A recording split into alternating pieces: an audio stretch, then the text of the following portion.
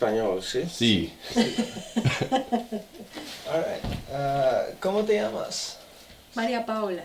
¿Y tú? Diego. All right. ¿Cuándo vino a los Estados Unidos? En agosto de este año son 25 años. ¿Cuántos años tenía cuando vino aquí? Tenía 25 años. Gracias. ¿Y por qué decidió usted mudarse?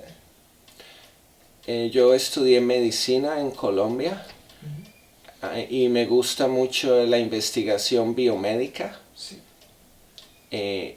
Las posibilidades en Colombia son limitadas y mi jefe me ayudó a venir a estudiar a Texas, inmunología y microbiología.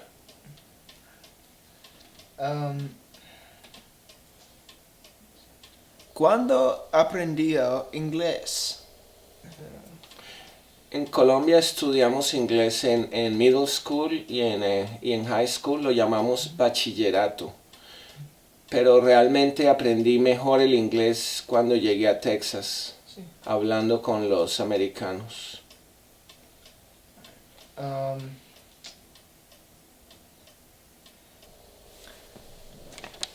¿Usted tenía familia en los Estados Unidos cuando usted vino a los Estados Unidos? No, ninguna familia.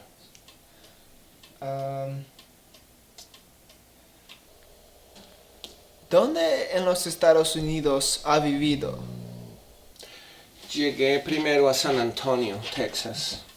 Allá viví 5 años. Invité a mi novia de Colombia a casarnos, a ver si se venía conmigo. Tú puedes contarles. Y me propuso matrimonio.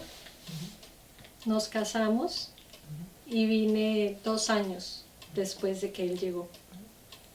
A San Antonio, Texas. Estuvimos ahí unos 3 años casados y luego nos fuimos a vivir a Washington, D.C. Allá vivimos otros 5 años y luego conseguí trabajo en New Jersey, en Newark, New Jersey. Allá vivimos 10 años y luego conseguí trabajo aquí en Boston y llevamos 8 años en el área de Boston.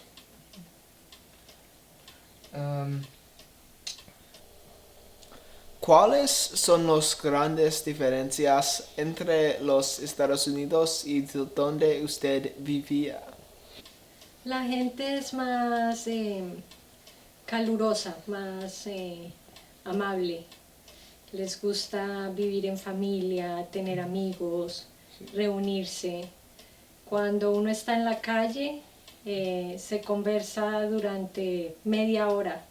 Así tengas una cita a cierta hora, no importa, llegas tarde, con tal de conversar con tus vecinos y tus amigos. El tiempo no es tan exacto como en Estados Unidos. Otra gran diferencia es que las familias permanecen más unidas. Los hijos se quedan en las casas hasta los 25 fácilmente. No hay mucho movimiento a otras ciudades. El núcleo familiar es menos extendido comparado con americanos, me parece.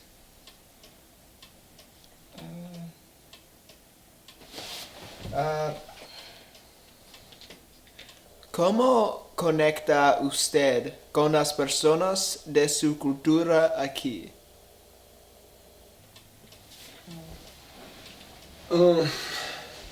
En Concord no hay muchos, no conocemos ningún colombiano en Concord. María puede contar, ella tiene un grupo de amigas en Lexington, puedes contar.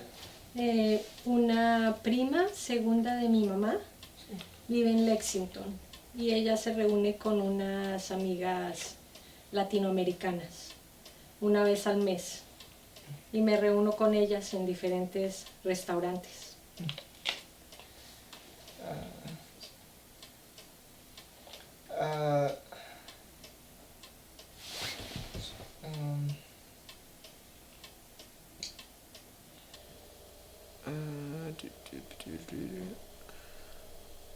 ¿Su cultura influye mucho en su vida diaria?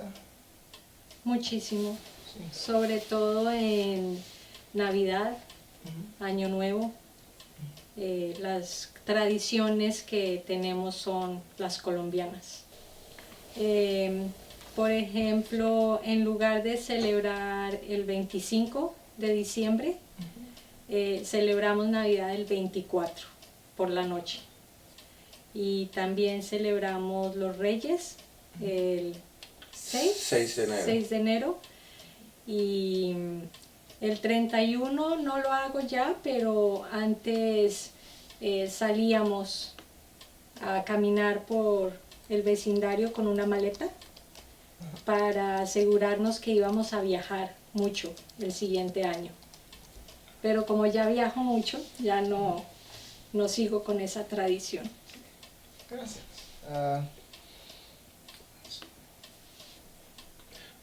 Tal vez otra diferencia que preservamos es la comida.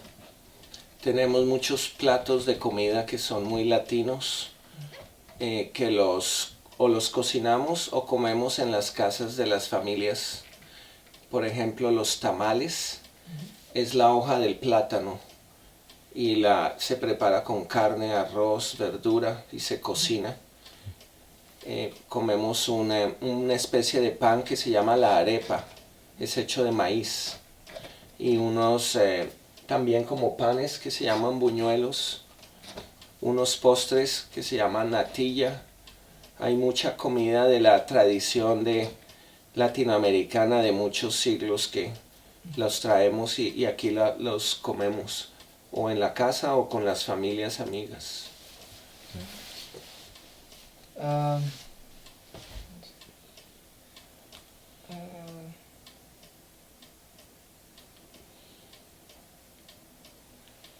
¿Cuáles fueron sus impresiones de los Estados Unidos antes y después de venir? Antes no tenía una buena imagen de los estadounidenses. Pensaba que eran arrogantes y antipáticos, porque los políticos y los embajadores que iban a nuestro país no eran muy amables. Y Diego, cuando se mudó, me dijo que los estadounidenses eran muy amables y no le creí. Y cuando llegamos a Texas sí me di cuenta que es gente muy... Cuando dicen que te van a ayudar, te ayudan. Son leales. Una vez que te tienen como amigos, son muy leales y son supremamente honestos y cumplen las leyes. Y eso me llamó mucho la atención. Hay elementos de su cultura que mantiene en su vida estadounidense. Venimos de un país muy católico, la fe es muy fuerte, la vivimos mucho. Es más difícil vivirla en este país porque hay menos católicos, Sí. entonces toca hacer un esfuerzo. En Colombia hay misas todos los días a toda hora en todas las iglesias. Aquí si tú no planeas te quedas sin misa. La parte de la fe me parece que es de la cultura que trato de vivir muy fuerte. La cercanía con la familia y con los hijos. Por ejemplo, no nos gustan las niñeras. Mi esposa decidió dejar el trabajo y ella está en la casa criando a los niños. Eso es muy importante en Colombia. Los padres crían a los hijos y eso aquí no es común, pero es parte de la cultura y lo hemos logrado hacer. Y también la música. Sí, la música. Todavía escuchamos mucho y ahora que vivimos fuera del país la apreciamos más. Could you talk a little more about the music? Colombia es muy diversa porque tenía la influencia africana, la influencia indígena y la española. Entonces tenemos música como la salsa en una costa, en la Pacífica. Tenemos la cumbia en la costa atlántica y el vallenato, que es con acordeón. Y tenemos más pasillos, bambucos, que es más como baladas como las mexicanas, que se escuchan a veces. ¿Y qué otra música tenemos? En Colombia gusta mucho la música mexicana y nos traemos eso, oímos mucho también la música mexicana, la música argentina, música cubana. Latinoamérica tiene mucha riqueza musical y se comparten en los distintos países. ¿Qué es tu opinión de la música de los Estados Unidos? Creciendo, la música de Estados Unidos es, no sé si han escuchado esa palabra, chévere. Es, a los jóvenes les gusta mucho. Y si se escucha música americana, eres más elegante. Si escuchas música folclórica, no estás in. ¿Él parece la asimilación más fácil cuando hay gente de su país?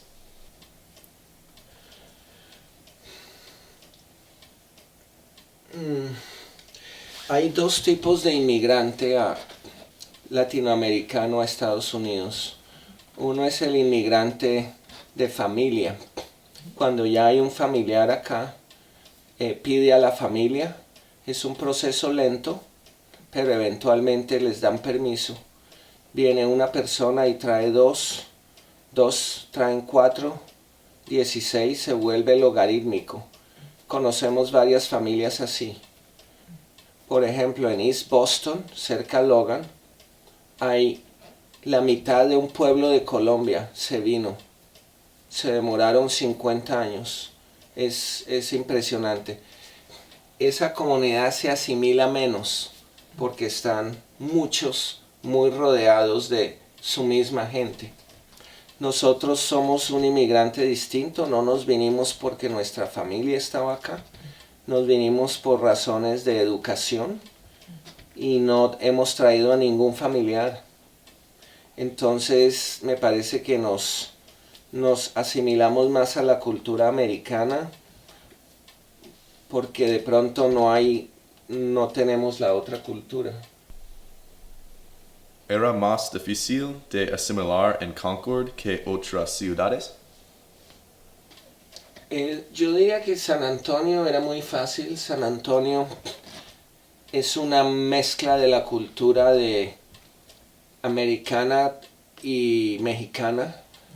Es el Tex-Mex, el idioma es una mezcla, las tradiciones se mezclan. Me parece que llegamos a una buena ciudad, me parece. San Antonio nos asimilamos bien. Cuando llegamos a Washington, D.C., ya yo creo que ya estábamos más establecidos. New Jersey, mientras más nos movemos al norte, más nos alejamos de nuestra cultura latina. A mí me parece personalmente que el área de Boston es tal vez la más diferente de todos los lugares que he vivido en cuanto a cultura latina. Muy poco. No sé tú qué opinas. Sí, sí. Yo tuve la opción de tener un trabajo en Miami cuando me ofrecieron el trabajo en Boston. Fui a Miami, pensé que a mi esposa le iba a gustar conectarse de nuevo con la cultura latina y le dije que me gustaban los dos trabajos, que ella decidiera y decidió Boston. Me pareció importante la educación y me parece que la educación es mejor en Massachusetts. ¿Puede explicar las dificultades de la inmigración de los Estados Unidos? Yo diría la primera y tal vez más difícil es llegar a Estados Unidos. Es muy difícil llegar conseguir visa. Es muy competitivo, con frecuencia no la dan. Ese paso de llegar es difícil. Y luego el paso de quedarse también es muy difícil. Nosotros demoramos unos 10 años que no sabíamos si nos íbamos a poder quedar o nos íbamos a ir. Y eso nos impedía tener raíces. No sabíamos si comprar casa o no. En cualquier momento nos teníamos que ir.